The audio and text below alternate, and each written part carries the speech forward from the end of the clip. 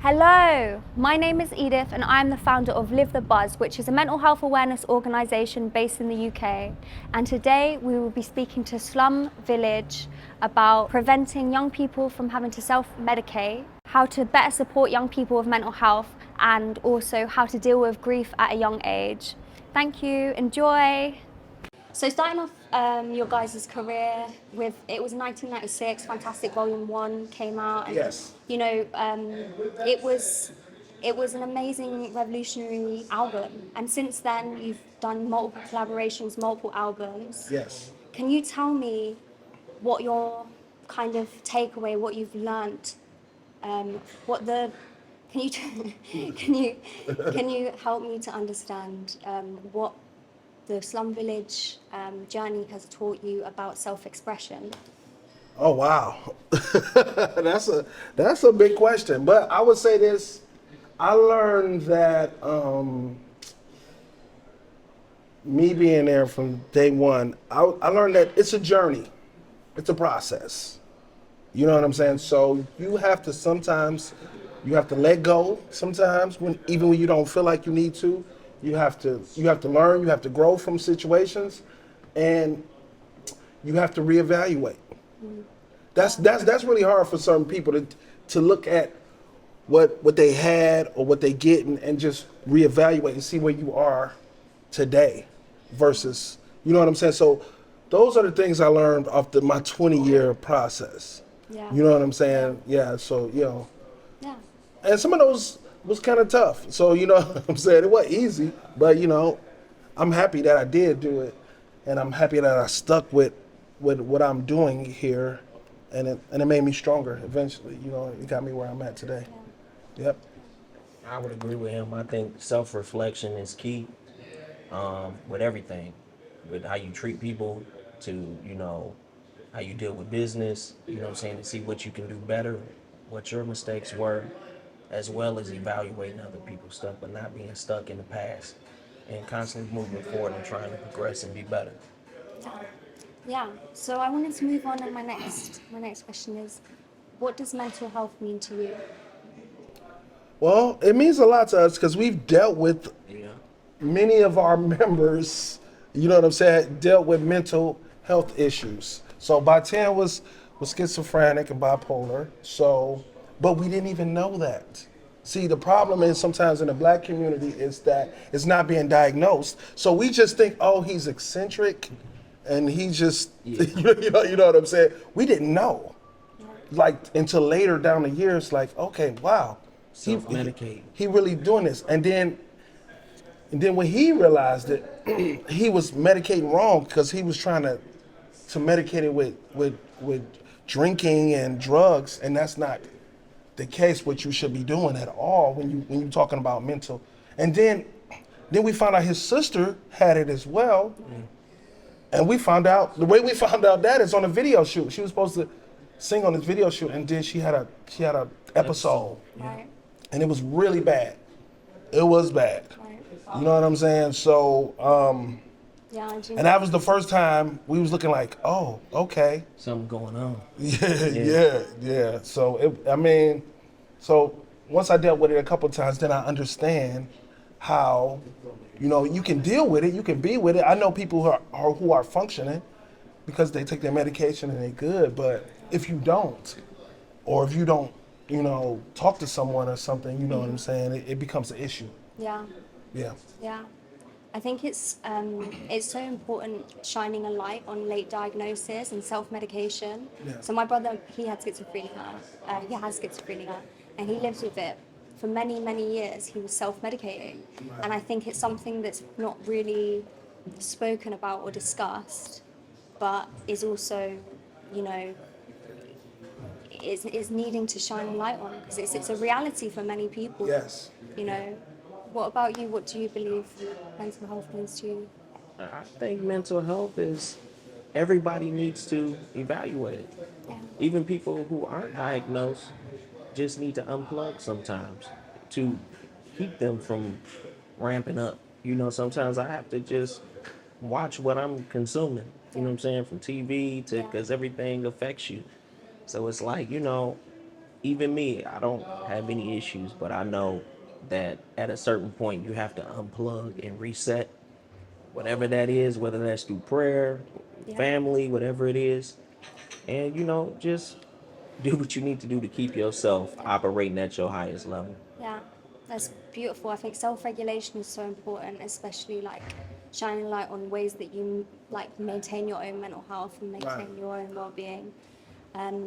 So I wanted to ask how you believe that we can support young people with mental health, especially young men with mental health kind of difficulties, better as a society as a whole, particularly kind of reflecting on how we as friends have people who are suffering, loved ones. Yeah. How can we better support in reflection to what you've learned in your I journey? think I think the key is if you can get them just to talk about it. Yeah. That's it, really. I know when I was growing up, I dealt with a lot of issues with my life and my parents and all that. But if someone could just sit and talk to me about some of these situations, I wouldn't have to deal with it when I was in my 30s. If I really just had somebody just to talk about it. Yeah. That's what, if you can get these young men to talk, then half of the issues will work themselves out. Yeah. You know what I'm saying? So I think that's really what the big thing is. Yeah. I just think we gotta remove the stigma of if someone has a mental illness that they can't function as a normal person. And I think once that happens, a lot of people are scared to get that label. Yeah. So, they don't go and get checked out. But if we could remove the stigma that if you are dealing with being bipolar or schizophrenic, and that you can function as a normal person, I think a lot of people will be comfortable going to get evaluated. Yeah. And I think that's the start of it all. Yeah, I completely agree with you. So I feel like it's so important as well. I think it's such a beautiful thing to shine a light on the fact that talking and just breaking the stigma really bridges the communication, and it breaks down the need to kind of self-medicate or kind of push off the fact that a person is ultimately, it comes down to someone struggling, it comes down to someone living with a condition of which they experience the world, how they experience the world. And I think, the most beautiful part about mental health is everyone has it, so we're all kind of maintaining our own mental health through time. And some days we'll have good days, some days we'll have bad days, and different patches will come with different times. And I know that you guys have dealt with like grief in your time. I mean, Slum Village as a whole is historically is filled with legends. You've actually set the music scene for like generations. And unfortunately, we've lost some of the members of Slum Village throughout time. And I wanted to ask how you guys healed through that grief process, as I think it's something that's not really spoken about, Right. especially with young people. Right. I mean, I'm still healing from that. You know what I'm saying? That's why it's a part of our show. It's part of what we do. It's still tough dealing with loss because the members, they were so young. You know what I'm saying? 32 and 33. You know what I'm saying? That's super young, for people to not be on Earth. And some of it, well, with Botans, it could have been prevented. You know what I'm saying? Like I was saying, he was self-medicating, and really, I was trying to extend olive branch to him so he can get himself together. Yeah. So if he was with me, then he was fine. But once he go off on his own and did whatever, then that's when the trouble came. Yeah. With that situation. So man, that's a tough pill for me to swallow because I really did want him to be better, and that could have been prevented. So I'm always dealing with that.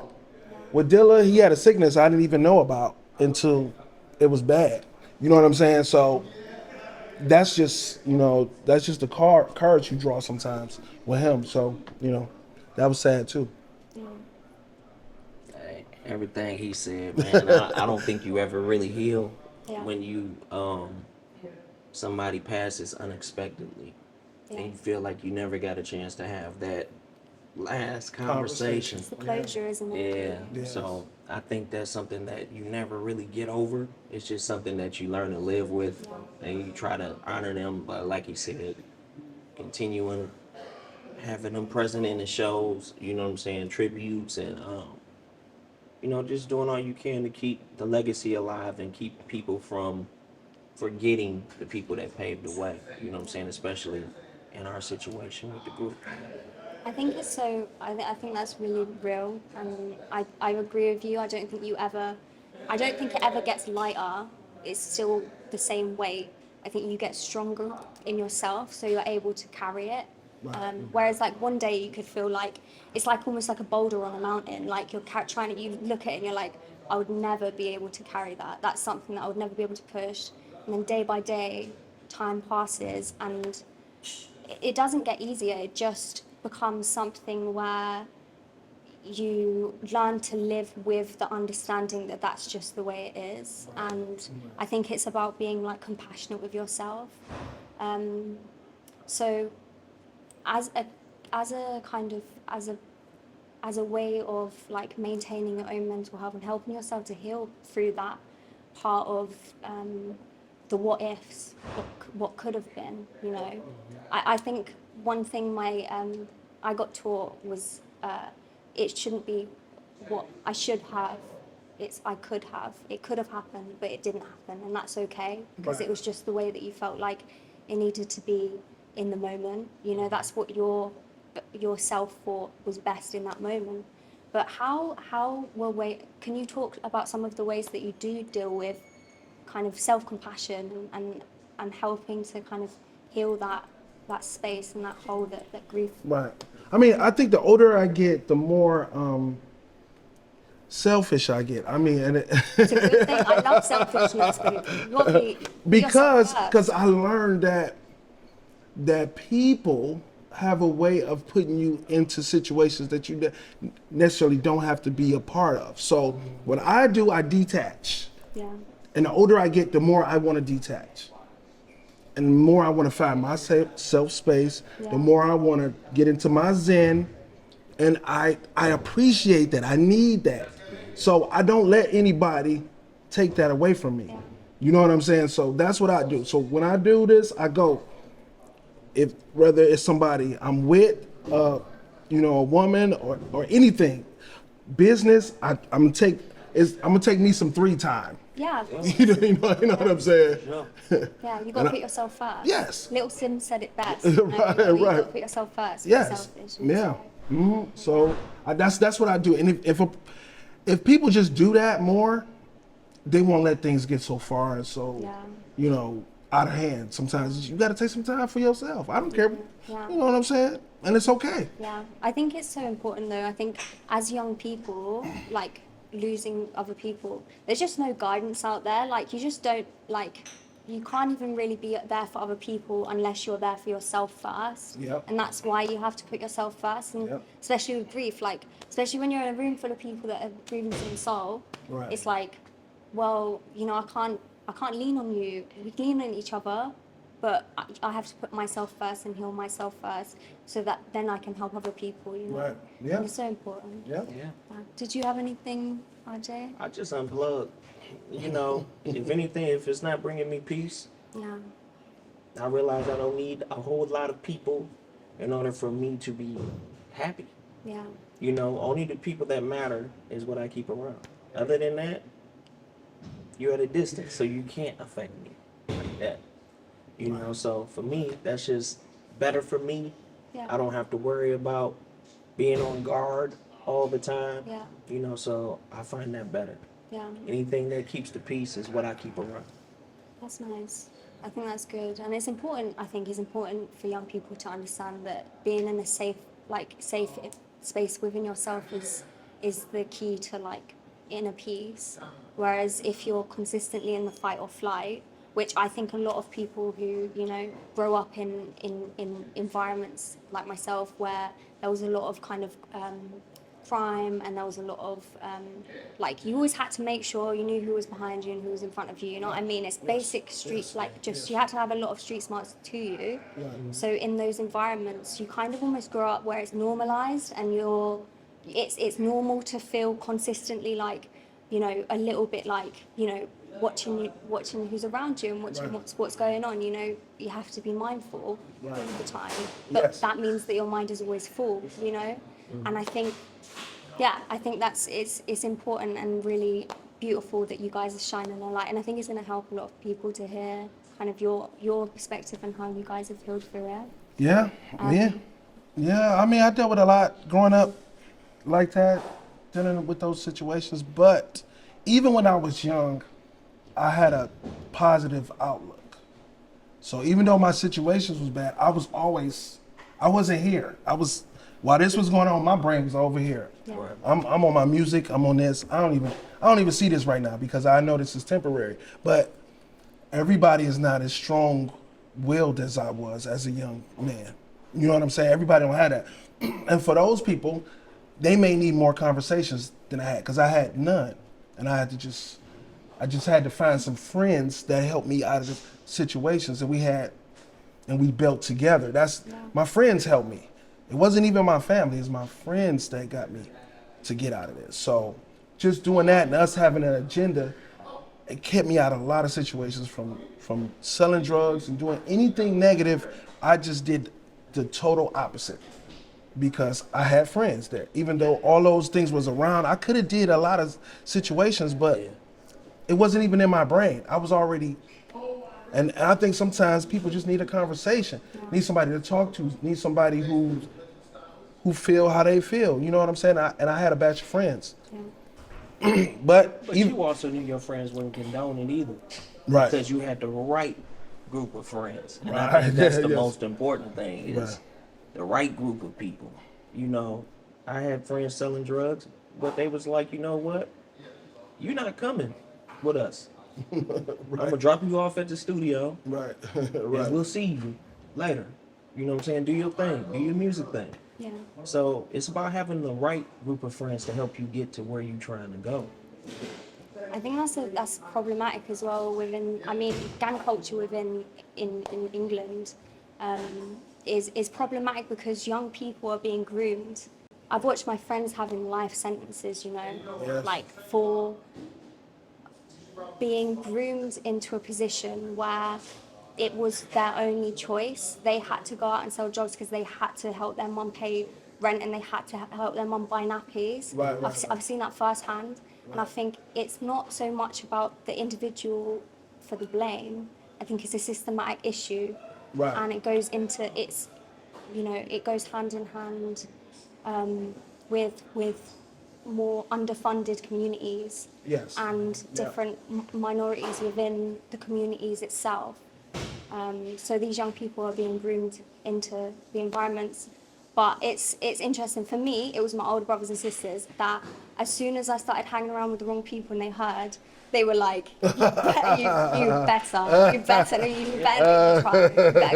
they snatched you up. Okay, that's good. That's good. That's good family. One of 8, and like they were pretty much all older than me. So it was like, you better not. But, that's good family. That's what I'm saying. Yeah. That's good family. You had a good family, and But even if you're in that situation at young, once you become, I think it's like 15, you realize you make your own decisions. Yeah. So you can't blame nobody. Yeah. I could have blamed my mom all the way till I got to that age. And I said, you know what? Now these choices that I make, I'm making them. Yeah. You know what I'm saying? 100%. And and once you do that, and once you realize that you're in control of your own destiny, then you realize I just do what I need to do to make me a better person. Yeah. You know, if that's your goal. Yeah. You know? 100%. But yeah. Cheers. Yeah. Cheers. Yeah. Cheers. Cheers. So my last question for you guys, it's been so lovely and thank you so much. I've enjoyed this conversation and I think it's going to shed a lot of light and help a lot of young people in the sense of like, you know, staying out of trouble, but also what to do when they're in trouble and what to do when the troubles are kind of they can't control the troubles that are around them, but they control what's within them. Is like, my last question is, what do you believe your essence brings to the world? What you say, Jay? I feel like it brings positivity. I feel like it brings a lot of mistakes that was made, but people can learn from them. Yeah, Slum Village definitely had their share of mistakes. That happened. Creativity. Yeah, right, creativity, yeah, all that. Yeah. Spirituality, you know, Yes. what you get in the music. Yeah. So I think we give all that we can give. You know what I'm saying? And hopefully that it affects people in the right way. Positive. Yeah. That's facts. Beautiful. It's all facts. Yep. That's beautiful. Well, thank you for talking to us. Yes. Do you believe your essence brings to the world? I think we bring a lot of stuff. Like I said, I think, look, learn from T3.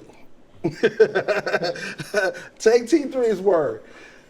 People, you have to bring them in and let them go. Those are facts. And a lot of people I wish I was close to today, it just didn't happen that way. When you're talking 20-something years, Yeah. people gonna be people. And they ain't nothing you can do about it. All you can do is be right in yourself. That's what the essence brings to the world, lessons. Yes, lessons, Beautiful. yes.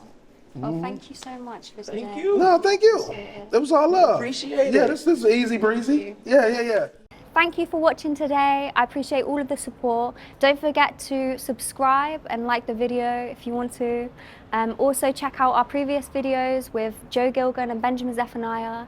And also if you want to support LiveTheBuzz, an organisation created in honour of my brother Eric, who passed away from mental health. Check out our artwork, which is EdX's collaboration, where I use his sketches and my acrylic. So check out our website, LiveTheBuzz.org, to support our foundation. Rest in power to my brother Eric Smith, Eliza Morris, Jay Dilla, and Bartim, baby. Enjoy.